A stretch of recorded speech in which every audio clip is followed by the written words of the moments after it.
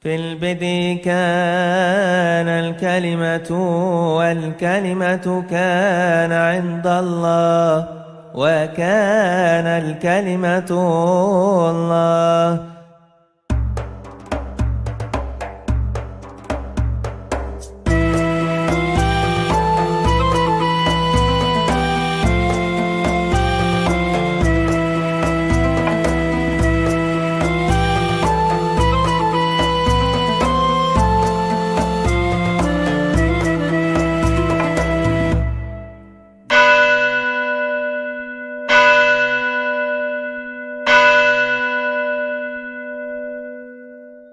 Pak Bambang, kita ngobrol-ngobrol santai nih ya, dan ada banyak sebuah narasi yang lagi dibangun. Nah, saya mau tanya tanggapan Bapak, apakah benar bahwa Yesus itu beragama Islam? Karena katanya Yesus itu sholat, lalu kemudian Yesus juga disunat. Yesus juga tidak makan babi, lalu juga Yesus itu bahkan matinya dikainkan kafan. Ya.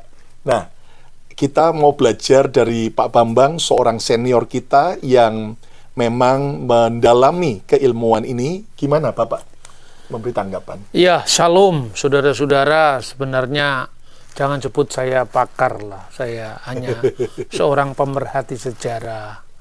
Tapi begini, saya memang belajar ilmu agama-agama, teologi religionum, yang itu intinya kita tidak bisa menilai agama seseorang itu dari perspektif kita.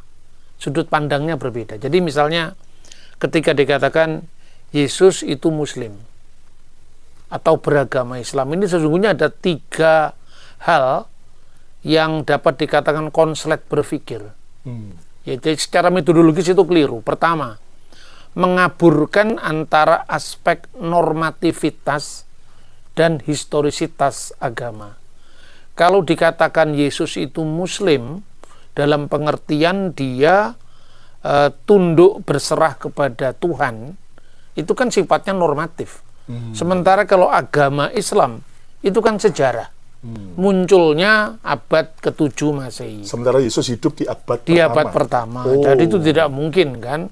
Jadi misalnya segini, bukan sekedar Yesus, tapi nabi-nabi itu dianggap semuanya beragama Islam. Gampang saja, simpel. Apakah di zaman Abraham ada satu prasasti saja bahwa ada agama namanya Islam? Tidak ada. Padahal waktu itu undang-undang yang ditemukan sejaman dengan Abraham saja ada. Misalnya Lipit Estarkut. Sebelum Musa ada undang-undang Hammurabi. Tidak ada nama agama namanya Islam. Sementara kalau kita baca sejarah misalnya, eksistensi agama Hindu yang muncul misalnya 1000 tahun sebelum Masehi. Itu ada buktinya. Pada kuburan Darius Agung yang terkenal dalam Alkitab itu di Behistun di Iran. Itu ditemukan sebuah prasasti di kubur Darius Agung yang menyebut kata Hindu atau Hidu Saka Hauma Warga Saka, yang artinya kaum Saka di tanah Hindu dan kaum Saka di tanah rantau. Artinya ada agama Hindu itu kira-kira pada abad ke-5 sebelum Masehi. Ada agama Buddha misalnya pada prasasti Asoka yang dikeluarkan oleh seorang raja namanya Diwam Priyadarsin. Dikatakan 20 tahun dia telah dilantik jadi raja, lalu dia mengunjungi tempat di mana Siddhartha Gautama dilahirkan. Lalu di situ ada kata Buddha. Hida Buddhayate Sakyamuniti. Di sanalah Buddha Sang Sakyamuni dilahirkan. Jadi clear. Jadi ada pemikiran-pemikiran yang mengatakan bahwa Yesus itu agama Islam, itu mengaburkan antara historisitas dan aspek normativitas sejarah. Jadi ini kacau sekali. Yang kedua, mengukur agama orang lain dari ukurannya dia. Jadi pikirannya kalau di dalam Islam itu ada ungkapan misalnya, Inna dina indalahil Islam, agama di sisi Allah itu adalah agama Islam. Berarti nabi-nabi yang dianggap Islam tadi seharusnya menamakan agamanya Islam, itu nggak cocok. Karena Yudaisme, nama Yudaisme sendiri itu muncul kira-kira abad ketiga sebelum Masehi, pada masa dinasti Hasmonaim. Karena Yudaisme, Yehudut, diperlawankan dengan Helenisme ketika terjadi Helenisasi atau Yunanisasi kebudayaan Ibrani. Namun nama Israel itu sudah muncul pada prasasti Mener Petah 1 tahun 1205 sebelum Masehi.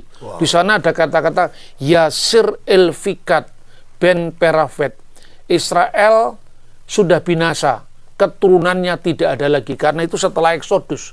Jadi itu klaimnya orang Mesir bahwa Israel sudah binasa karena sudah tidak ada lagi di tanah Mesir. Ini kan historis. Padahal mereka berjalan menuju ke tanah perjanjian. Tanah perjanjian, dan itu sudah kira-kira zaman Yosua. Karena zaman Musa kan jadi sebelum itu. Nah ini misalnya, atau mungkin malah pada zaman hakim-hakim. Jadi kembali ke soal Nabi Isa agamanya Islam atau Muslim. Itu lucu ya, karena begini. Ada seorang penafsir Quran, ini saya kira tidak akan menyinggung agama lain. Ya, saya cuma menunjukkan betapa kacaunya antara sejarah dengan norma-norma agama. Dia menulis tafsir, judulnya Tafsir Al-Qurtubi. Itu dikatakan begini, jadi saya menghormati aja, tapi kita perlu cross-check historisnya karena kekristenan yang dituduh kan. Jadi mula-mula Nabi Isa itu agamanya Islam. 81 tahun setelah diangkatnya ke langit Nabi Isa, itu nama agamanya masih Islam. Baru setelah itu karena pemalsuan yang dilakukan Paulus, itu baru ada nama Kristen. Nah, kira-kira seperti itu. Tapi kita bisa cross-check tuh. Misalnya gini, 81 tahun setelah diangkatnya Nabi Isa itu, Yesus ya, itu kira-kira berapa? Kan Yesus naik ke surga tahun 33 Masehi. Plus 81. Sekitar 114 Masehi. Lah, 114 itu sudah ada birkat haminim. Birkat haminim itu adalah ketika orang Yahudi melakukan pertemuan atau semacam muktamar lah di kota Yamni atau Yapni dekat Tel Aviv. Itu kan sesama Yahudi, itu saling menyalahkan. Ya, orang Yahudi itu ada orang Saduki, di mata Parisi keliru. Orang Parisi di mata Saduki keliru. Lalu ada orang Eseni, ketambahan lagi satu, yaitu Kristen, yang disebut Nosrim. Lalu para rabi Parisi ini mengadakan pertemuan yang mengutuk Saduki, mengutuk Eseni, dan mengutuk Nosrim atau Nasrani. Itu disebutkan dalam birkat haminim, itu berkat untuk orang-orang sesat kira-kira. WH Nosrim, WH minim. Orang-orang Nasrani, pengikut Yesus, orang Nazaret, dan orang-orang sesat yang lain, kiriga, semoga binasa. Ya, kiriga yufedu yimhu min sefer hakayim, kiranya mereka binasa dan namanya terhapus dari kitab kehidupan. Itu tahun 90 Masehi. Lalu ada penulis misalnya Cornelius Tacitus. Itu sejaman dengan Josephus. Dia menulis di dalam karyanya itu kira-kira tahun 90 atau 95. Dia mengatakan Kristianus, ada kata Kristen di sini, yaitu orang-orang Kristen, apelabat auctor nominis Eus Kristus, yang nama Kristen itu diambil dari Yesus. Telah disalibkan pada masa Kaisar Tiberius di bawah prokurator kita Pontius Pilatus. Jadi clear bahwa sebelum tahun 114 identitas mengikut Yesus itu disebut Nosrim, yaitu gereja yang di Yerusalem, yang terdiri dari orang-orang Yahudi yang berbahasa Yunani karena diaspora. Ya, misalnya ada Lukas, ada Barnabas, ada Markus, tapi ada orang Ibrani, yaitu orang Yahudi yang berbahasa Aramaik dalam bahasa sehari-hari dan bahasa Ibrani ketika mereka ibadah, misalnya 12 rasul. Jadi jangan lagi ngomong kalau Yesus itu orang Yahudi, kenapa Injilnya bahasa Yunani, itu orang yang mainnya kurang jauh. Termasuk orang yang mengatakan bahwa tadi dikatakan Yesus sunat, Yesus tidak makan babi, kita harus lihat kasus bayi kasus dulu. Yesus sunat umur 8 hari. Itu namanya Brit Milah. Kalau teman-teman muslim sunat usia 12 tahun itu bukan sunat yang menjadi perjanjian Abraham. Orang Mesir juga sunat. Orang Koptik itu sunat umur 3 hari. Dulu anak saya lahir di Kairo, dan karena kami anggota gereja Koptik, maka anak saya mau disunat, saya tidak mengizinkan. Karena apa? Saya tidak tega anak disunat umur 3 hari. Itu tradisi Mesir. Jadi kalau sunat 3 hari, sunat 12 tahun itu bukan Abraham. Itu hanya tradisi. Yesus disunat usia 8 hari, jelas sekali. Sesuai Taurat. Lalu Yesus tidak makan babi. Pertanyaannya sekarang, mulai kapan imamat pasal 11 berlaku bagi orang bukan Yahudi? Yesus memang Yahudi, dia tidak makan babi. Petrus, Paulus tidak makan babi. Tapi makan babi atau tidak makan babi itu hanya berlaku bagi siapa, itu harus dijelaskan. Imamat pasal 11 itu kalau di dalam hukum Yahudi itu termasuk hukim. Hukum itu ketentuan khusus yang hanya berlaku bagi orang Yahudi. Selain ketentuan khusus yang berlaku bagi orang Yahudi, itu misalnya yang disebut edot. Edot itu hukum memorial, itu hanya berlaku bagi Yahudi. Jangan makan misalnya daging di sendi pangkal paha untuk memperingati Yakub, itu hanya berlaku Yahudi. Begitu juga makan babi, itu hanya berlaku larangannya bagi orang Yahudi. Bagi non Yahudi tidak berlaku. Jadi ada tuduhan Paulus membebaskan orang-orang dari Taurat. Siapa yang dibebaskan Paulus? Karena sejak semula orang bukan Yahudi memang tidak disunat. Maka Paulus melarang menyunatkan Titus. Tapi Paulus menyunatkan Timotius karena Timotius adalah orang Yahudi. Ada pluralisme hukum. Bahkan Tuhan Yesus sendiri, dia mengajarkan bahwa yang menajiskan itu bukan yang masuk dari mulut ke dalam perut kita, bahkan di punggung jamban.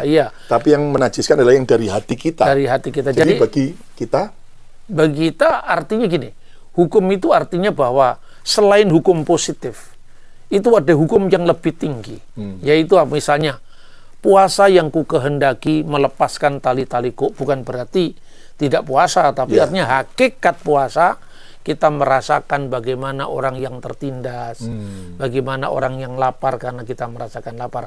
Begitu juga, kenapa kita menekankan hukum makanan yang hanya berlaku bagi Yahudi untuk orang bukan Yahudi? Padahal sementara yang lebih jahat itu adalah tuduhan-tuduhan terhadap orang lain yang berisi dengan kebencian karena didasarkan atas agama. Maka yang lebih keluar itu lebih jahat ketimbang dari yang masuk. Lalu juga yang katanya Yesus waktu mati di kain kafan, itu sebetulnya tradisi Yahudi juga ya Pak ya? Tradisi Yahudi dan tradisi Kristen juga. Orang-orang Kristen di beberapa tempat di dunia selain Barat itu matinya juga dikafani. Sampai hari ini? Sampai hari ini.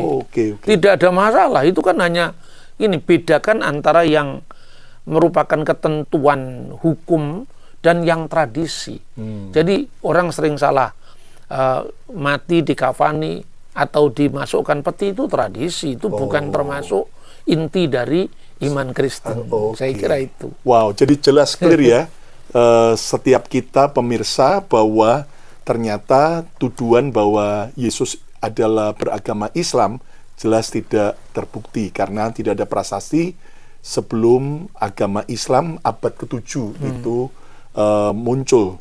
Jadi ternyata alasan Yesus itu, saudaraku, sujud kepada Bapa dan kemudian disunat, bahkan tidak makan babi, bukan karena bukti itu Islam ya, tapi bukan. Memang itu merupakan tradisi Yahudi yang dimana Yesus itu memang lahir dari bangsa Yahudi. Israel, Wah, clear sekali Pak Bambang. Jadi kita tetap menjaga kerukunan beragama, tetapi kita juga harus bisa menjelaskan setiap tuduhan-tuduhan. Mungkin saya tambahkan di akhir ini ya.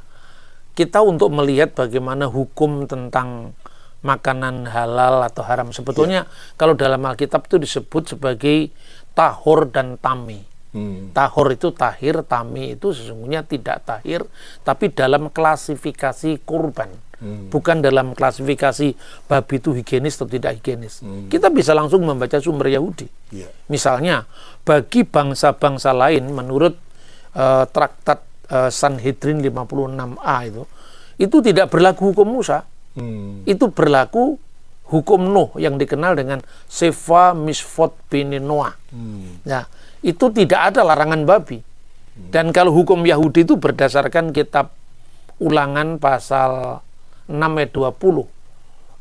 Ketika anak-anakmu nanti bertanya, kira-kira seperti itu, maha edot veha hukim veha mispatim asyar siwah adunai elohenu etkem. Nanti kalau anak-anakmu bertanya, peringatan apa, ketentuan apa, dan peraturan apa yang diberikan oleh Tuhan Allah kita kepadamu, maka jawablah. Ini menurut rabi-rabi Yahudi, ada 3 klasifikasi. Mispatim, hukum universal. Jangan mencuri, jangan berzina, jangan membunuh, itu berlaku untuk semua. Tapi yang hukim dan yang edot hanya berlaku bagi Yahudi. Orang Yahudi. Maka di Kisah Rasul pasal 15, ketika ada golongan orang Farisi yang ingin memaksakan sunat dan hukum Yahudi kepada non-Yahudi, para rasul kembali kepada hukum Nuh ini. Dia tidak ngarang-ngarang sendiri. Karena pluralisme hukum sudah ada sejak awal. Dan yang terakhir, kalau hanya gara-gara tidak makan babi, itu tidak dianggap sebagai melakukan hukum Musa, karena dia masih makan cumi-cumi, masih makan onta, masih makan kelinci. Itu juga hukum yang dilarang di dalam Imamat pasal 11. Termasuk kepiting udang. Kepiting, udang, lele. Karena binatang air yang tidak bersisik. Tidak bersisik. Ikan patin juga. Baik, clear sekali. Terima kasih Pak Bambang. Kita bisa mendapat jawaban yang jelas. Ayo kita terus menjadi orang yang makin cerdas, selain beriman, tapi juga berlogika dengan baik. Tuhan Yesus memberkati. Amin.